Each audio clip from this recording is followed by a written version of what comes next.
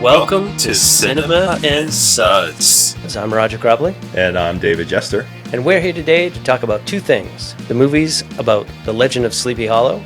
And fall and autumn beers that always make your toes curl and also make your nights so enjoyable. As background, The Legend of Sleepy Hollow was written by Washington Irving and was published in 1820. It was originally introduced and included in a book titled The Sketchbook of Geoffrey Crayon, Gentleman, and it was commonly referred to as the Sketchbook. Now, we're going to talk about movies, but we have to drink beer along the way. So let me go grab a beer out of the fridge, and then we're going to dive deep into what we're going to drink. I promise you, folks, someday we'll get a better setup. But for now, we're going to pour the beer right here. So we have Shipyard Pumpkinhead. It's, Shipyard Brewing Company. It opened in 94 in Portland, Maine. And this is a wheat ale, which has a lot of spices to it. So, it's got those fall, autumn spices. Think of like a pumpkin spice latte, but in beer form. It's like eating a pumpkin pie, but instead you're drinking it. I prefer my beer to be a little less spiced, but, it's good. So I felt like this is the perfect beer to begin our conversation about The Legend of Sleepy Hollow. It literally even has a headless horseman riding along with a pumpkin for its head, as in some of the versions of the movies, which we'll get to eventually. And fun fact about Shipyard, they actually started at Federal Jack's restaurant and brew pub in 1992, brewing their first beer, Export Ale, and they've been in the state of Maine ever since. So cheers. Cheers. I used to drink a lot of this at the bar back when, and then, I don't know, I decided to just taste beer rather than taste pumpkin pie. But one of the popular things up here is they'll pour this beer and rim the glass with like a cinnamon sugar coating. So as you're drinking your beer, you also get more sugar. So it's great. I think that would be a bit too much, but it's a nice beer. It's definitely sweet. Yeah. I mean, it's a good beer. It's definitely fall.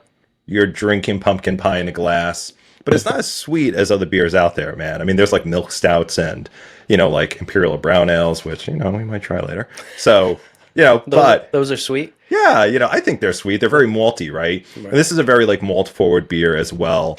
It has a low IBU of 18, so it has very few hops in it. And I think it's just a good, holiday beer. And it's only like 4.2%, somewhere around there. So you could kind of crush this during a backyard like barbecue or around the fire pit. I enjoy a good beer around the fire pit, especially if you're outside watching movies. Exactly. We're actually doing that for our neighbors' kids for our Halloween party this year. We're putting up a projector screen and then bring the projector out and probably put on like A Nightmare Before Christmas. So, a movie that like all the kids can watch. I'm probably not going to make them watch The Shining. I don't think like it's appropriate for 7-year-olds. So I can give you a movie that you could watch. Well, what movie would that be? Ernest Scared Stupid. That was on YouTube the other day. I actually saved it to watch later, so I'm gonna. It's pretty funny and appropriate for all ages, I think. Well, all right, we'll keep that in mind. Also, I do have a copy of what's the one with the three witches? Oh, the Hocus Disney Pocus. one. Hocus Pocus, right? Not the Witches of Eastwick. No, we're not talking about that one. Nope. Talking about that. We're talking about family-friendly movies. Family-friendly, indeed. Speaking of family-friendly movie, This first movie that we're going to talk about is called The Headless Horseman, and it was made in 1922, and it's a silent movie, which you would think, okay, this is going to be boring because now I've got to sit and I've got to read. It wasn't boring? I didn't think it was boring. I enjoyed it. It is probably my second favorite of the films that were made by this. So... I want to hear more about that. I mean, I had to read the slates in between, but I just thought that it was done very well. It sticks very close to the real story. I liked it. Yeah, and, like the film was filmed upstate New York. It was filmed near Tarrytown.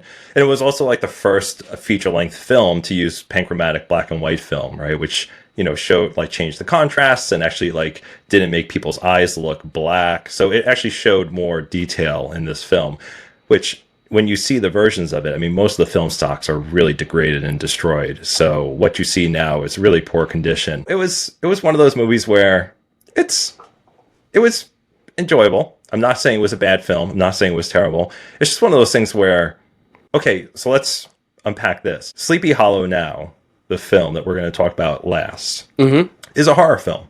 Right.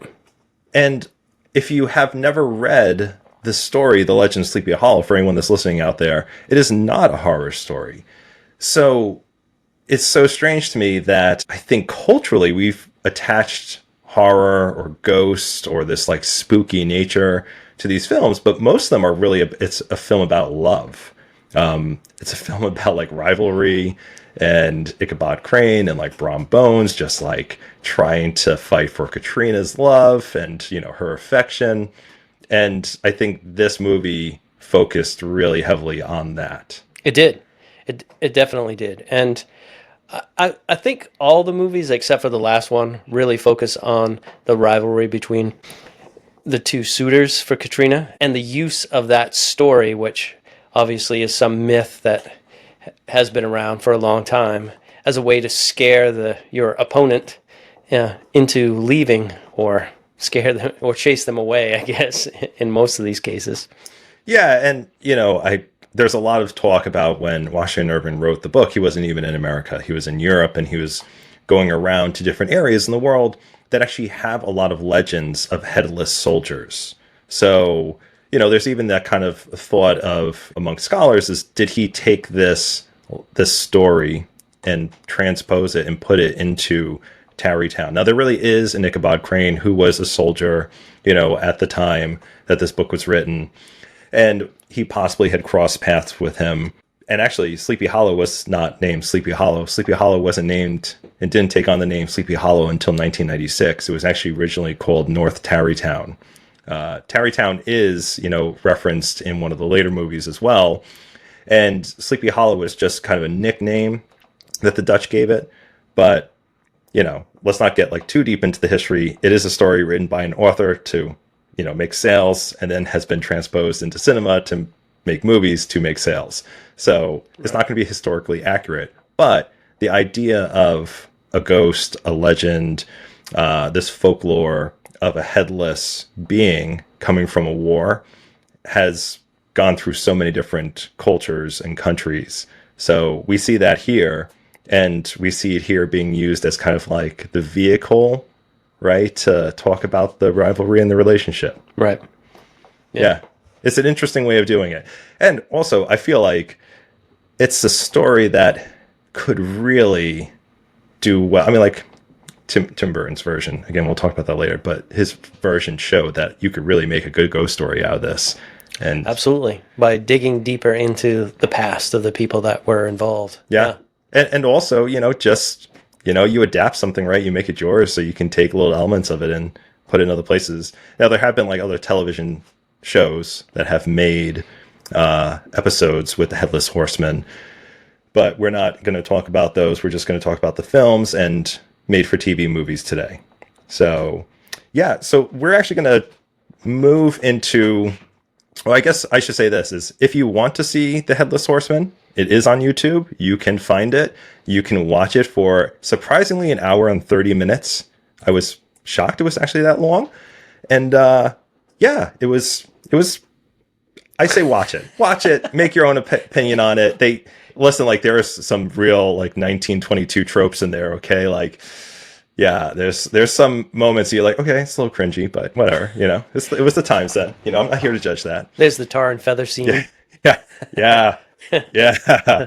Uh-huh. Yeah. Yeah, that was always in like cartoons when we were a kid. And, that's true. You know, it was in cartoons. You know, you think like it literally killed people. You know, they didn't just tar in front of them; they died from that. But anyway, so we're going to move on to the next one we viewed was the Headless Horseman cartoon, and it was made in 1934. And this cartoon is actually a film, considered a film, and it was about 8 minutes and 32 seconds long.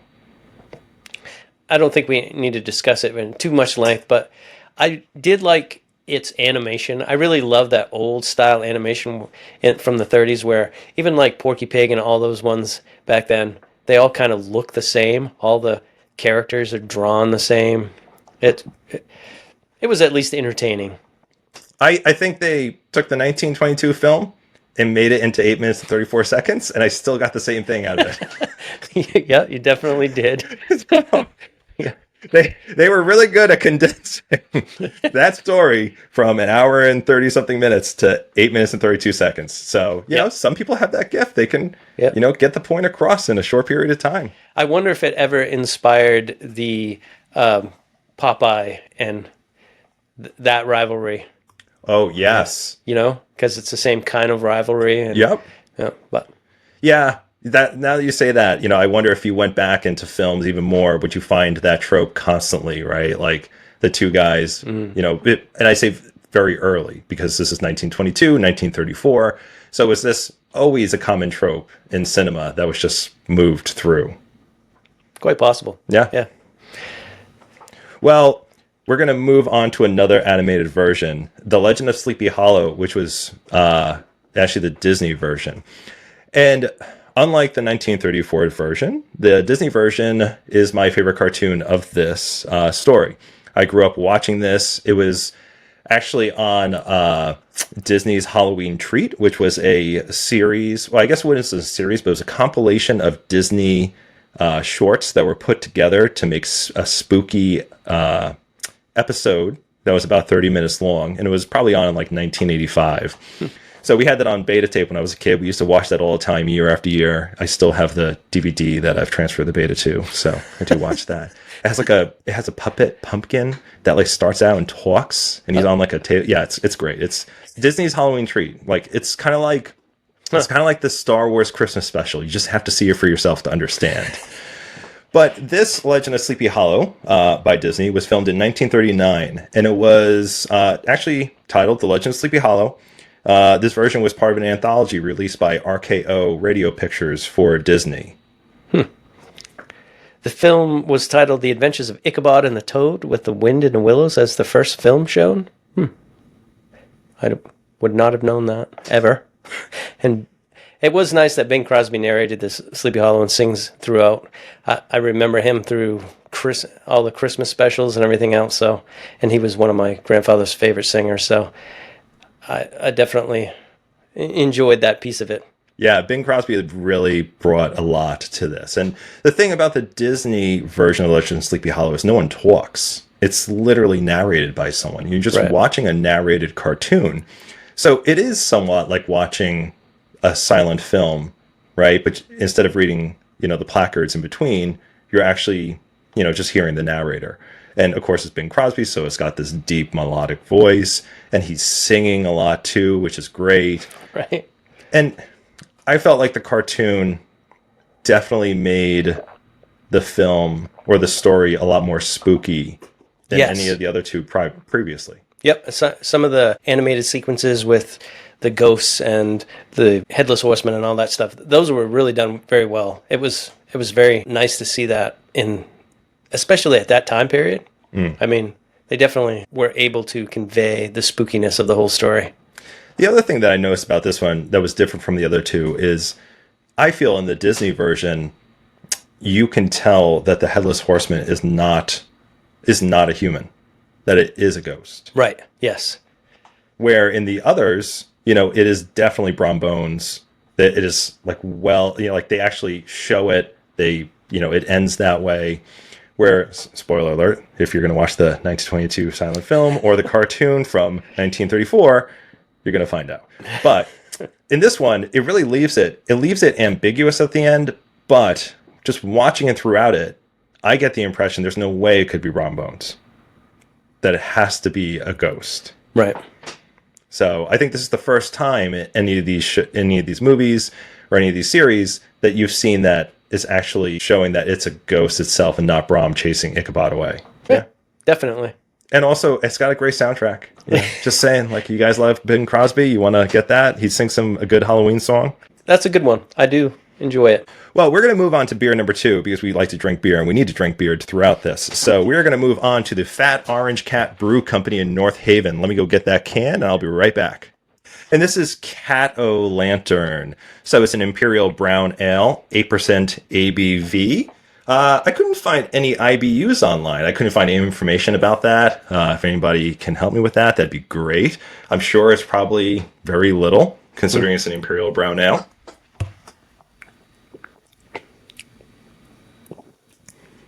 Ooh, that's smooth. It's very good. There's a little like smoky quality to it. Yep.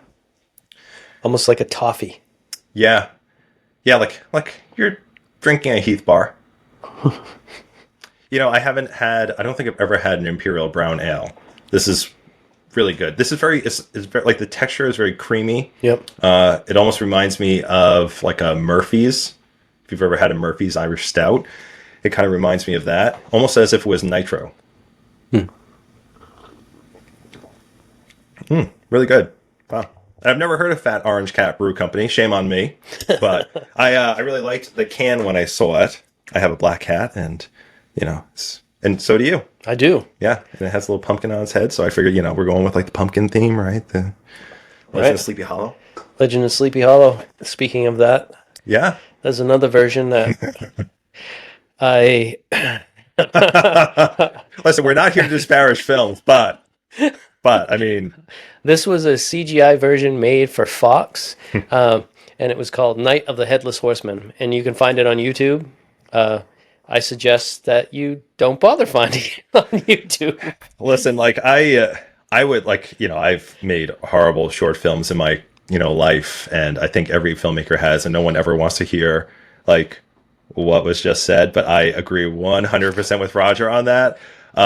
This is a trippy one. It's one that you definitely can miss. Yeah, like I just can't believe it was made, and knowing what the 90s was like for graphics, if you watch it, you're going to be like, whoa, I'm watching like the video game Hexen or Tomb Raider, but with the boxy graphics, not the good graphics. Exactly. Yeah. I guess for the time, it would seem like those graphics might have been state of the art, but looking at it now, you're like, whoa. And I was just shocked by the people that they got to be in it. Oh, it was shocking. It was absolutely shocking. I wonder if they actually showed them before they did the audio, the dialogue for this. If they showed them. They couldn't have. I can't even, like, could you imagine even trying to sync up? So folks at home, you have to find this on the internet, even if it's just watch for 5 minutes, okay? And you will just see, it is pure, like when Myst was made, and I think Myst came out in 94, Myst had better graphics in 94, and this was out in 99, okay? Yeah, so Roger, like, take us down the list of who's in this film. Well, you got William H. Macy is Ichabod Crane. Tia Carrera, is that what her name was? Yep. Is Katrina. And Mark Hamill who is Mark Hamill in that? Mark Hamill is, he is one of the locals that comes by and helps him out quite a bit. Oh. Yeah. Huh? I can pull that up real quick. I didn't notice him in there. Didn't they have the Perry guy wasn't Perry from like the 90210, wasn't he in that? Oh. In it too? Oh, yeah. So Luke Perry was Brom Bones. Like, Brom Bones. Like, of all people, you would cast Luke Perry, this, like, cool, chill character. Like, and you cast him as Brom Bones, the hothead. Like, that was a miscast right there. And then there were, like, a lot of names in there. Bill Fagerback, Jeff Bennett, Debbie Derryberry. And these three have been in, when you look up their IMDb, they've been in so much. They've narrated so many voices, but they've been in so much. I'm sure this is kind of like a footnote they probably like tuck away. And it's not anything because of what they did. It's not because of their performance. No, the voice performance is pretty good. Yeah. I mean, if you watch it just for that, maybe if you turn off the video and you just listen to the story, it might be okay. Yeah, you could turn it into like a radio night, right? Like you like take the kids and be like, this is what we used to do in like 1930. We used to sit around the radio and like listen to programs. The dark shadow. So yeah, I'm going to have to say like a thumbs down on that one. I'm sure those people put their heart and soul into it and they gave it their all. And, I'm sure the animation department did too, but damn, like the 90s, it just was not at that level for an hour-long CGI film. So, yeah, but let's get on to something that is equally interesting. So, Legend of Sleepy Hollow, right? There's so many of them. But this one was made in 99 as well, and it was a made-for-TV movie, which sometimes are my favorites. I love made-for-TV films. And when you watch a made-for-TV film, it is a made-for-TV film. Like, that's the thing, especially with, like, the 80s and 90s. You just know what you're going to be in for. And they're fun. They're interesting, right? Like they were trying to put a message across to you or whatever. So this one was filmed in Canada. It is a Canadian production. And it made it to the U.S. on television. It's very similar to all the other ones, focusing on just the rivalry between Brom Bones and Ichabod competing for Katrina. And yeah, the chase scene is just at the end. It's very small. The horseman is like not really part of this whole movie until that last part where he chases Ichabod and scares him out of the town. Yeah, it was very Hallmark-esque. Right? It was very much like a Hallmark film. I would say they were trying to focus really heavily on the historical accuracy of the period with like clothing and where they were, right? And the set deck and so on. They were trying to make it very bare, which was actually more accurate at that time. But yeah, like they focused so much on that. Like the chase scene was, you sat there for, what was it, an hour? Probably maybe the last 10 minutes might have been, after they go about the storytelling and that kind of stuff. Yeah, and the common theme through these movies, outside of a rivalry between Brom Bones and Ichabod, going after Katrina's affection, is also that at the end, Ichabod always disappears. Right. And no one knows why. And this one has a more interesting or a different way of going about it, where it starts out in a tavern with men telling Washington Irving the story of Katrina Van Tassel. And that's how they started. They don't say the Headless Horseman is Katrina Van Tassel, and then they talk about the Headless Horseman. So they're telling Washington Irving, and we're seeing the recreation as they're telling him. Right. So it's, it was a very interesting way of doing it. I think I liked that beginning part that they were getting to when they were telling him the story. It was a dark tavern. They're drinking beer. He comes in all cold and everything from the nighttime. And, you kind of want it to be this dreary tale. You want it to be this dark, broody horror story, but it ends up being more about Ichabod Crane being run off. And the Yankee is also a big part of all of it. Yep. I don't know how many people understand or know, but, Tarrytown, and especially like the Hudson Valley and upstate New York and New York City were obviously founded by the Dutch. I know, like, surprise. But especially Tarrytown area still had a lot of like Dutch enclaves up there. So when Ichabod Crane came there, Yankee was actually a disparaging term at the time. It wasn't like, I'm a Yankee. It was more like, he's a Yankee. They were very spendthrift. They would be carpetbaggers, and carpetbaggers were people that carried their objects, everything they owned, in a bag that was made from a carpet. And then they would try and sell things like peddle wares. And no one likes salesmen. So for Ichabod coming into this, this Dutch community, he's a peddler. He's a nuisance. And Yankees are not liked in those areas. So that always has an element too that I don't know if it's quite explained in films, because they just go with, like, some of them were very accurate to Washington Irving's story. Right, yeah. And like there needs to be a little historical context, because at the time when Washington Irving wrote it, that was a thing. People nowadays are probably like, oh, like a Yankee is a sports team, right? Or a Yankee is someone that like came from the North, not like like the Yankee Doodle Dandy guy. Yeah. That Yankee over there, he's an asshole. Like he's trying to sell us stuff. Right. So, times have changed a little bit. But it was, listen, if you like Hallmark movies, you like movies that, a little bit more, I would say, I don't even want to say emotionally feeling. It was just softer, kinder. Is that, you know what I'm getting at? Yeah. It was, it was a 90s film that could be a Hallmark film that's about the Legend of Sleepy Hollow. So if that's up your alley, I say watch it. Okay, well, we're going to transition on to... What are we transitioning on to? The 1980 film? The 1980 version with Jeff Goldblum. It was made for TV. It's one most people have never seen. I had sought it out for years on DVD and couldn't find it. I could only find like bootleg versions. I had it on VHS as a kid. VHS taped from TV VHS, not I mean, like almost everything we had was taped from TV or we got from the library. Right.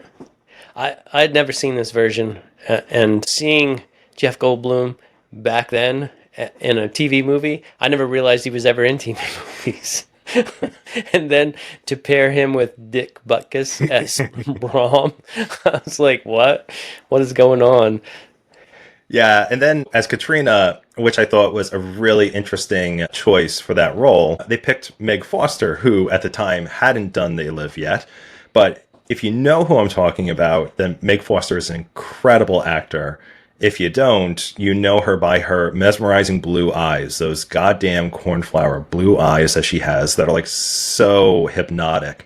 And when she's in They Live, I always felt like John Carpenter had done that on purpose because she has these blue eyes, and the whole idea of the film is that you're seeing things through the glasses. So it's this idea of like, not second sight, but you're seeing past the wall that's been put up, right? Like your perception is going past what people want you to see. And here's this woman with eyes that you just can't stop staring at the whole time. Oh, they're like piercing. Oh, yeah. It's incredible. Yeah. Yeah. And yeah, so she's in this film, and it's like Jeff Goldblum, Dick Butkus, and Meg Foster. It's crazy.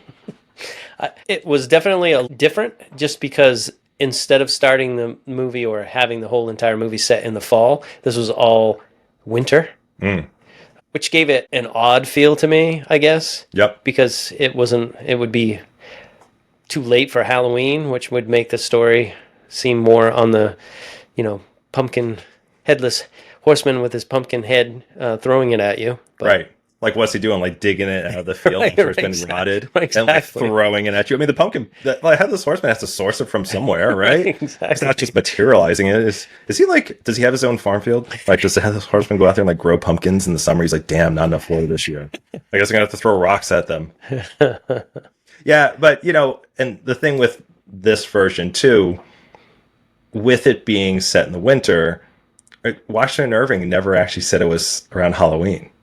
Oh, well, yeah. Yeah, and so we all associate it, right? Because there's a pumpkin, because they're having this festival. But it's actually like it's a quilting night.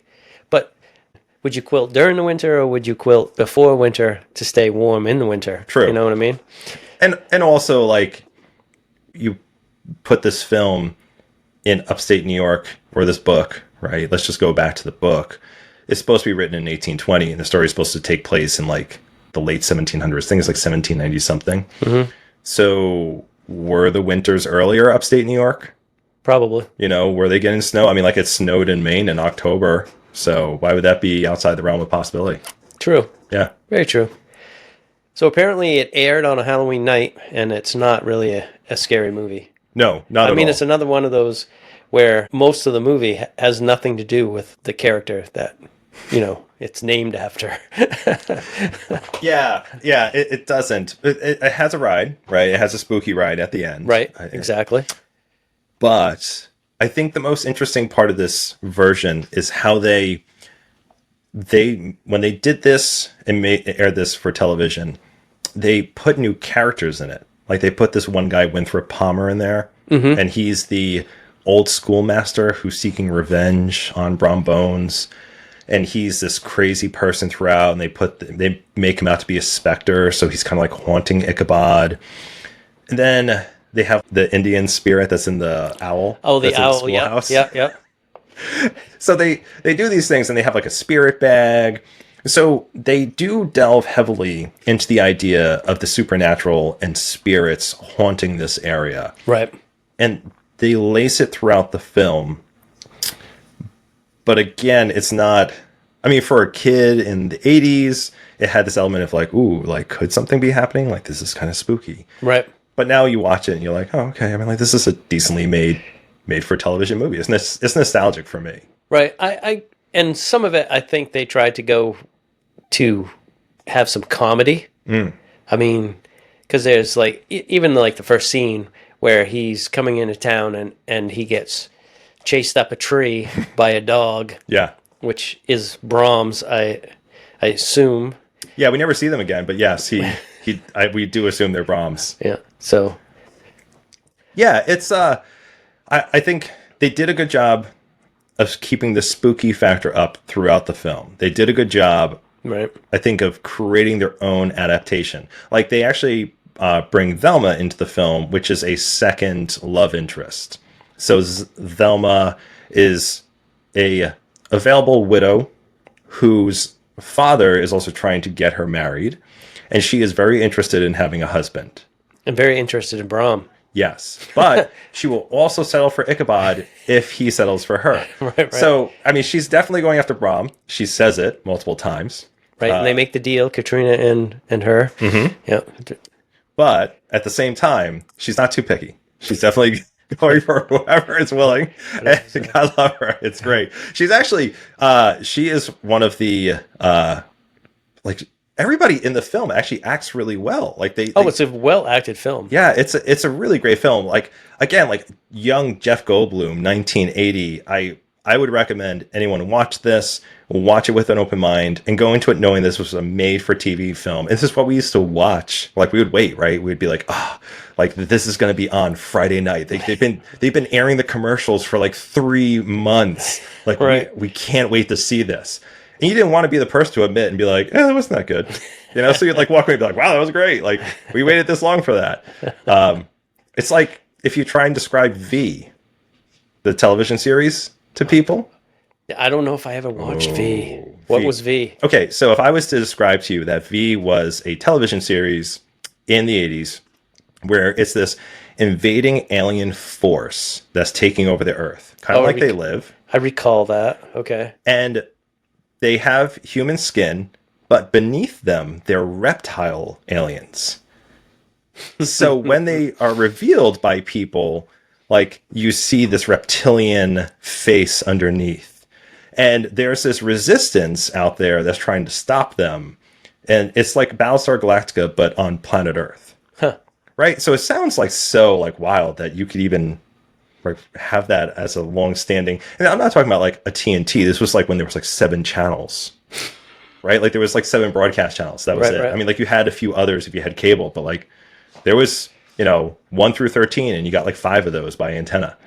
So yeah, I would definitely try V. It's a good one. But check it out. Again, it's just one of those things where you wouldn't believe it until you watched it. And then when you watch it, you want to make believe it's so great because it sounds so good. And that's this movie. I mean, and Jeff Goldblum, he has the same mannerisms as he always has. I mean, and his pauses, and you can tell it's him. Yeah. I mean, he's still the same even to this day.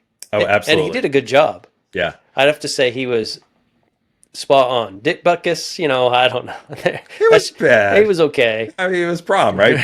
Bones is supposed to be like strong as bull, like dumb as ox, right? Yeah, like, that's kind of some bull. I guess that worked.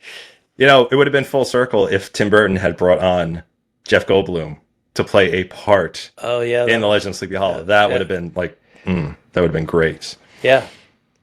All right, we are going to move on to our third and final beer. What's this one going to be? Hellflower. Hellflower? Yeah, Hellflower. Is this an IPA? This is an IPA. This is probably me going, ooh. Oh, it's red. Oh, it's an IPA. Wow. Yeah. Okay. Does it have fruit in it? This is actually saying I cannot find any information on it online. Where did you get it? I got it at a local grocery store by me. It's Bellflower Brewing in Portland. It is an IPA, and it comes in at 6.66, so 666. Spooky. I've never had a red IPA, so let's see. Ooh, that's good. What is it? Like some kind of herb, a flower? I don't know, but that is good. That's the hops are really good. I mean, it's hoppy. It's an IPA, of course, but it's got that like kind of dank hop to it. Do you know what I'm talking about? Like that kind of West Coast kind of taste. I prefer West Coast IPAs over East Coast. I'm sorry, East Coast, like like just West Coast IPA. They have it. They have it locked in. Like Acme IPA back when that first came out. Damn, yeah, I'll drink that all day. Me, I'm not a fan of IPAs. That one's kind of iffy for me. Ooh, like iffy, like you might say it's good, or iffy as in like you're like, I'm like, Well, we can move you to the Oktoberfest. We got an Oktoberfest in the fridge, and we also have a smashed pumpkin. Oh, So if you want to move on to that, you don't want to drink that, I'll drink that for you. okay. I think I'll take you up on that. I'm not a big fan of IPAs. Well, then let's get you another beer. All right, folks. Let's see what I'm going to find for him. How about the Oktoberfest? Sure.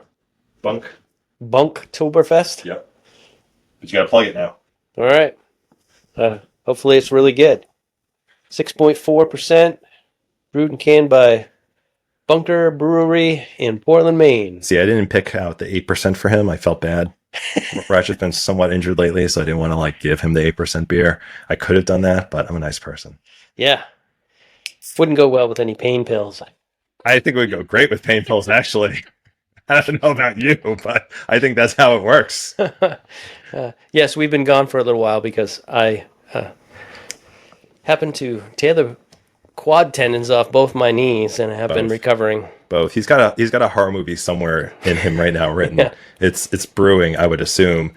Both quad tendons. It's kind of like Misery. You get crippled and all of a sudden you're not able to move for yourself. So yeah. It was a trip, let's just say. Listen, I just want to say to people out there that are thinking of writing horror scripts, the things that we always leave out or forget are the stupidest things. So if you break both your wrists, you can't do things, right? So I'm just putting it out there that if you leave that out of your script, if you don't get the frustration you would have of trying to go to the bathroom and not being able to wipe. Can you imagine? And you better be so good to your partner. I'm telling you right now, man, you better not piss that person off because you have no hope. So I'm just saying, don't leave out the little details like wiping your ass if you broke both your wrists. But anyway, so on to the favorite film that we both have. Yes. 1999's Sleepy Hollow. This film for me, it's definitely a must watch. Every Halloween and throughout the year. I probably watch this film 2 or 3 times each year. I'm one of those people. I just love putting on films and, having it in the background, or do you actually sit down and watch it? Both. It all depends on what I'm doing. Yeah. If I have sometimes I have some spreadsheet work that's going to push me late into the night, and I'm just well, I could just put this on the background and, I look up at it once in a while. Over. And it's also when I do that, I notice things that I've never noticed before because I'm listening versus watching. Mm-hmm. And I know that seems really counterintuitive, but I might look up and be oh, I never saw this because I just looked up at that 1 second and I hyper focus on that scene. And then I look back down the spreadsheet. Mm-hmm. So, but I don't do that all the time. That's just, there's certain films I put on the background. Right. I definitely watch this film probably once a year. That and Halloween. John Carpenter's Halloween. I definitely watch those. Yeah, they're definites for me. I would say The Shining, but I just watch The Shining every 3 months. It's a compulsion, man. It's always been. I just can't stop it. I think I've only watched that movie maybe twice. I mean, it's a great movie, but it's. I've got to say I have a short attention span. Okay, fair. I also one of those other movies I put on a lot is Aliens. Oh, I love Aliens. Yes. Yeah, it's a movie I watch a lot, and I think it's one of the sequels. Actually, I feel like this is a James Cameron thing, right? It's the sequels are sometimes better than the first. Now I know, and everyone's gonna be well, you didn't do Alien. I get that, but Terminator 2. Definitely better than the first. Yeah. Yep. And the first one was good. I mean, especially for the time, right. It was very early and they couldn't do a lot with CGI. But man, Aliens was so good. And why someone hasn't come out with a freaking Space Marines film? I know, I'm not talking about Starship Troopers. I'm talking about just in the Alien universe. Right. Oh my God. And I haven't seen Alien Earth yet. So if people are cringing at home because something happens, I don't know. There's so much television out there. Who the hell has all the time to watch it? What is the Alien Earth on? Is that on Hulu? Yes, it's on. Yep. Well, it's on FX. Hulu. So yeah, I mean, who watches TV anymore? So right. It's on FX, but it's Hulu. But anyway, back to Sleepy Hollow. Just the atmosphere that this movie creates is great. Yeah, the atmosphere, and like Tim Burton in interviews, he said that he wanted to definitely put like a gothic vibe into this because, you know, he really loved like the Hammer films. So he, you know, went purposeful on like the set deck and how it, you know, like the vibe and the aesthetic of it. And like, he made this into a horror movie. He went off script on this. And I love that. And I say went off script. He went off the storyline. Right. He, you know, didn't make Ichabod Crane a teacher. He gave it this like gruesome detective story, but also ended up being a ghost story. Yeah, and he made the Brom and Ichabod rivalry really small. Yes. It wasn't the main part of the story. Yeah, like he definitely wove it in there in a way that you wouldn't focus on it. Right. I love the fact that he basically gave all the characters a backstory. He even gave the Headless Horseman a backstory. Yeah. And gave Christopher Walken. I mean, come on. Right. And he gave Ichabod a backstory with his mom being the witch, or being accused of being a witch. Yeah. Tim Burton Tim Burton is such a good storyteller. Yeah. You know, I know like people love or hate him. You know, it's a take or leave a kind of, you know, storyteller. But he does a very good job at weaving backstories. Like you think of Edward Scissorhand and how like, you know, he shows like Vincent Price, you know, like creating Edward. Right. And, you know, he has this, you know, backstory about it. I absolutely love it. Tim Burton's great. And Tim Burton wanted to make this gothic, spooky story. And that's why I'm so shocked that the Legend of Sleepy Hollow, the Headless Horseman, you know, doesn't get more horror films. True. Especially if you expanded it even more than Tim Burton did. He made this film really a gothic horror movie. There's a woman that controls the Headless Horseman by having his head, and that's all he really wants is just his skull back. Yeah. He brings in Christopher Lee.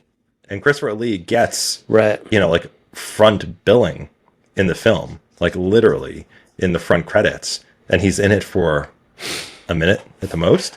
But it's so interesting because when I think of The Legend of Sleepy Hollow, if you said Christopher Lee, I'd be like, I know exactly that scene. I know what he says to Ichabod, like what he does. Like Christopher Lee is such a presence in every film. Mm-hmm. And again, it goes back to that, like the homage to the Hammer films. And also on that, he has Michael Gough, who, you know, is Alfred in Batman. Oh, right. Yeah, and he's Hardenbrook, the notary. And I never knew that was him until we were going to do this podcast. I just never really thought about like who Notary Hardenbrook was. And, you know, then I'm researching these interviews and it says, oh, like, you know, and he asked Michael Gough to come out of retirement for his film. I'm like, what? Like, who the hell was Michael Gough in this film? You know, I'm thinking like Alfred, right. You know, from the Batman films.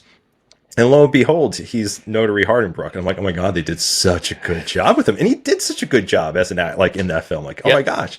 And that's every character, every actor in that film, like, is so unique and so powerful that I can think of each character and be like, yeah, like I remember the first scene I see them in, which is again very rare for a film. Yep. Even the kid who plays, I can't remember what his name is.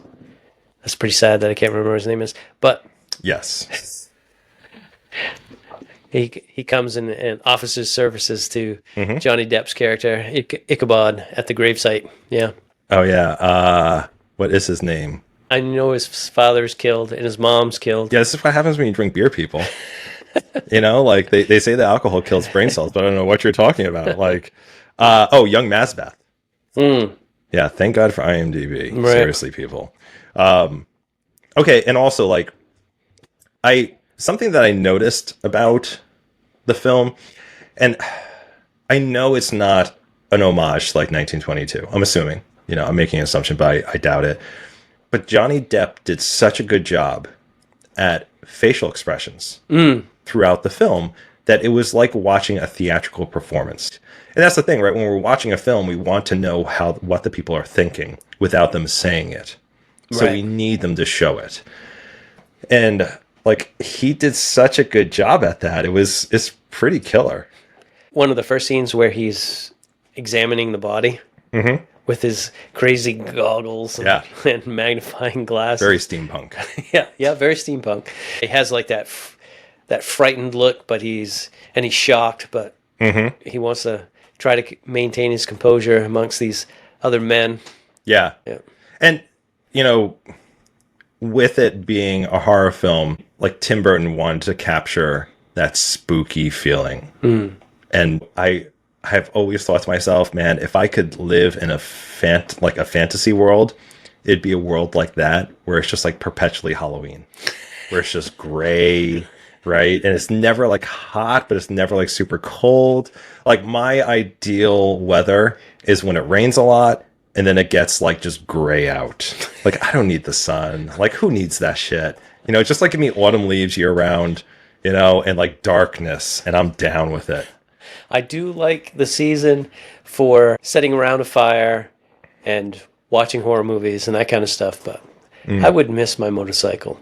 You can ride a motorcycle in fall. I mean, come on. Like, you don't need, like, nice weather for that. But yeah, to the levels that Tim Burton went to make that film look the way it did, obviously that's not a real town, or else it'd be stuck perpetually in, like, medieval times. Right. So that town was a built town, and it was almost completely filmed in the UK. There were a few scenes filmed upstate New York near Tarrytown, but most of the film was shot in the UK. You could tell that basically from many of the actors that were put in that film. Yeah. Because they went on to be in like Harry Potter films, and the British acting community seems to, you can see the same people in multiple films. Yeah, like B actors that are almost always B actors. Like Right. the US used to have that. Like Yeah, you would always have true. these guys that you'd be like, oh, like I've seen him in every film in the last like 20 years. Westerns. You used to be in Dirty Westerns. Harry films, right? Yeah. Like all these guys. It was, Yep. Yeah. And you really just don't have those like B actors anymore where it's like always focused on the protagonist, and that's It's true. Yeah. Bring back B actors. And you know, in this film too, there's a lot of Tim Burton does like a lot of homage to the 1949 Disney version. So like when Ichabod is on the chase, he gets hit by the tree. Right. Like he does in The Legend of Sleepy Hollow, the Disney version. And also the frogs at the covered bridge are saying Ichabod's name, and that's the only place that version's actually in. So you have that, and then also the pumpkin being thrown at him. So in no other version do you actually ever see the pumpkin being thrown. Right. There's always a shattered pumpkin on the side, but the Disney one is the only one where the pumpkin's actually flying through the air and hits him.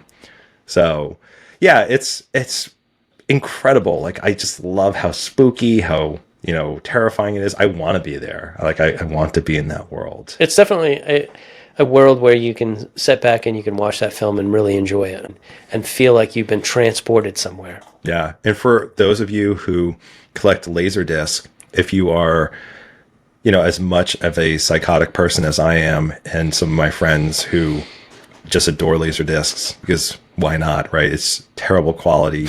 You need to watch it on an old tube TV for it to be better quality. If you play it on your regular TV, it's going to look like shit. So...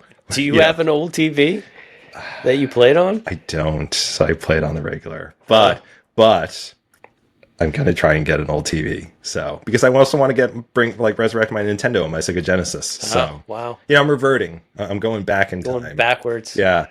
I mean, you know, there's some things to be said for that quality. Like I still have VHSs. I still watch them. I have the original Star Wars on VHS, and I do too. I think I have the original Star Wars, like when it first got released, when Han Solo actually kills Greedo first. Yep, so I have the red letter CBS Fox version. Yep. When like it used to literally be CBS Fox, and it's the red letter one. So it's from like 1982, I think. But with that said, sad fact: this film, Legend of Sleepy Hollow, and Bringing Out the Dead, were the last two ever to be made on Laserdisc. Oh, really? Yeah. Now, That was Laserdisc, shocking. I know it's about the size of like a record, right? Absolutely. Do you have to flip it? You absolutely do. You have to flip it. And if you go past like 2 hours for a film, you'll have two discs. Oh, really? And because of the weight, most Laserdisc trays like fail over time because the weight of the Laserdisc just like brings it down. So there's no flaw at all. Like Laserdiscs are great; they're the best quality. It's like what I don't know if you remember, but in the '80s, you'd go into a bar and they'd have the projector screen with the RGB color lights. Oh yeah. Yeah, and it was like, oh, like this is the future, and you're like, I can't see it. Like I can hear the audio, but I can't see anything on the screen unless we turn this place pitch black. Pitch black, yeah. And yeah, so Laserdiscs are definitely the future, just like those kind of projector screens. I highly suggest people to get them. Resurrect that technology. That's the future. I have the movie on DVD, so I'll just stick with that. Stick with that. Whatever. I mean, if you want like better quality, then sure. I guess that would be the option. I did attempt to watch it at first on YouTube because it was on YouTube for free, but it had so many freaking commercials in it that I was like, okay, I'm getting my DVD out and I'm going to rewatch it on DVD. That's a movie you can't like watch with commercials. You just gotta you gotta do it. It's and so the fact that it's like all the streaming services, they don't put them in like they used to set up shows so that commercial breaks were put in a certain spot, but nowadays it's just like, oh, here's a commercial. Yeah, it might be in the middle of a scene, but oh well, it's time for a commercial. Yeah, it could be like 45 minutes long, like without a commercial, and then like 10 minutes, and then you have a commercial, and then like 15 minutes later you have a commercial, and then 15 minutes later you have a commercial, and then 15 minutes later you have a commercial, and now you won't have a commercial for another 35 minutes, and just like this spacing doesn't really, there's no logic to it. Right. But there probably is logic to it, right? Because they've hooked you with the film long enough that you're not going to abandon it. Right. There are times where I put a film in and then a commercial comes on and I think to myself, I don't know if I can do this. Like, I'm just going to, I'll wait. Like, I'll rent it. Yeah. I'm kind of a person who really wants to just be able to watch my film. So I'm for physical media. Physical media all the way. Physical media is the only way to do it. Hey, listen, like they can take that shit away from you like anytime they want to. Oh, the digital stuff? Yeah. Even if you bought it. Even if you spent $19.99, guess what? Absolutely. If they don't want to have it out there anymore, then... And there are so many films that I grew up watching that I love. And there's so many films that people haven't heard of. If we think about whatever your generation or like your era of movie watching is when you're growing up, there were always filler movies, right? Like things and like movies that you're like I'm not going to watch it all the time, but maybe if I watch it 20 years from now, cool. Like, that's great. And I found like some Clint Eastwood movies that are like that. And I was like, oh, I didn't even know this one was, I never even heard of this. And then you watch it, you're like, okay, like that was probably, a movie that was a filler movie. Do you remember the Any Which Way But Loose? Is that the one with the orangutans? Oh, that's incredible. What are you talking about? That's a fabulous movie. No, I'm talking about the one with... Was it Clyde? Was Clyde the orangutan? Clyde, yes, Clyde the orangutan. No, I'm talking about the one with... is it Jeff Daniels? Or Jeff Bridges? No, Jeff Daniels. Where they're bank robbers. And they use a cannon to break into a place. It's... Like, I found it on Netflix when I had COVID. I was like, totally in delirium. I'm like, oh, this sounds good. And yeah, I would say it's... it's a filler movie. But what I'm getting at is that eventually it's not going to be worth places keeping them in their catalog. Right. Yeah. Exactly. Or they're going to get buried. And unless you know the exact name, you'll never see them again. And someone put their heart and soul into it. Someone made that 1922 Legend of Sleepy Hollow or Headless Horseman with Will Rogers silent film. And maybe someone wants to watch that someday. Right. Like Roger and I just did because we never heard of it before. So you never know. And so physical media, whatever form you want, whether it's Laserdisc or VHS, although VHS will degrade over time. So that's why I'm saying Laserdisc, I'm just saying. I know that a lot of people who love horror movies buy horror movies on VHS. I can concur. I do that. And dystopian sci-fi movies. That's my... and there's even some newer movies that have come out that have been released on VHS just for that purpose. Yeah, there's actually, it's really nice to see a movement of, companies and distribution services that are doing this again, that they're putting them on VHS, they're putting them on DVD. I'm excited about it. I'm ready for this again. I did the typical thing in my 20s, which was, buy DVDs when they come out. I could have been a little bit more selective on what I had because most of them went back to whatever used DVD store I sold them to. Right. But I have my collection that I keep, and I I have my Alfred Hitchcock collection and my dystopian sci-fi, like Soylent Green and Omega Man, and like Logan's Run, Death Race 2000, all the good ones. Oh, Mother Love and Jugs. That's one that like someday is not going to be available. I'm just telling you right now, like Mother Loving Jug. No, Mother Love and Jugs. Mother Love and Jugs. Yeah, and that's the name of each person. Mother Love and Jugs. It's not a porn. It sounds like it. It's not a porn.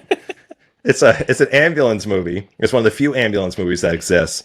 I'm partial to them. I was a paramedic, and I still am actually, but I was a firefighter paramedic for 23 years. So actually 25 now. God. Anyway, so yeah, for 25 years. So I look for films that have been made about that because very few people have actually made films. And paramedics can have dark sense of humor like we all do. And, we see some like crazy shit. Mm-hmm. And you just, and I'm always shocked that there's so few films out there about it. So when there is a film, especially one made in like 72, I think Mother Loves and Jugs was. Yeah, like you got to get that. Harvey Keitel, Raquel Welch, and Bill Cosby. Wow. Yeah. That's kind of crazy. Yeah, it's good. I highly recommend it. So all right. It's on my list. We got a little bit away from Sleepy Hollow. Yes, so Sleepy Hollow is a great film. Last Laserdisc, you should buy it. But yeah. So definitely so I think Roger and I have aligned somewhat well on the Sleepy Hollow films. That Sleepy Hollow film is definitely the best. Yeah, Sleepy Hollow definitely the best. And I agree. Probably the second best is the Disney version. And I didn't mind the silent version just because, I guess, of the nostalgic reason for that. I mean, because you can give that kind of movie a lot of leeway. True. Because of the time period that it was done. As opposed to the 1999 Fox animated version. I'm not giving that any leeway. That's true. If you compare the 1922 silent film, The Headless Horseman, to most silent films of that era, it was very similar in style and tone in the way that it was filmed, and it was done very well. I don't think it was a bad film. I'm just not a huge silent film watcher outside of like Buster Keaton and Chaplin. Mm-hmm. The comedies. Yeah. Those were my jams, especially in like the stunts they did. Oh, the stunts are crazy. Yeah. But Roger brought up a point before is when they, in that silent film, they do show the specter of the Headless Horseman, and it's really well done. Yeah. I think it's like drawn on film. Don't you think? It's like either that or it's film stock put over film stock. Yeah. And then like I would say that was probably transposed, shot through, and then reprinted. And that's what I would assume it was. But it was well done, for the time. Yeah, absolutely. So yeah, you have your Halloween recommendation. It would be Sleepy Hollow, and then The Legend of Sleepy Hollow, the 1949 Disney version. And then if you are so willing and able to watch the 1922 The Headless Horseman, or the 1980 The Legend of Sleepy Hollow with Jeff Goldblum for a good time, I mean, it's Jeff Goldblum, and like Roger said, it is Jeff Goldblum who has never changed. So it might as well just be like never changed. It's like you're watching Jeff Goldblum in Jurassic Park, right? But this is 1980. Like the guy just never ages, hasn't changed. So yeah, you have now a whole list of them to watch. Exactly. Yeah, and enjoy them. Yeah, and all the beers. Take the list of beers, see what's out there. Fall's my favorite time for beers because they're malty. The beers this time of year lack the hop. I had to do the Hellflower because it just has a spooky can and it looks demonic. So I thought like, it's 666 for ABU, right. Which like, is it really like, but we don't know. I mean, that's what they say, but it's good stuff. So have some beers, watch some horror movies, enjoy Halloween. And thank you for listening to Cinema and Suds with Roger Cropley and David Jester. See you next time. See you next time.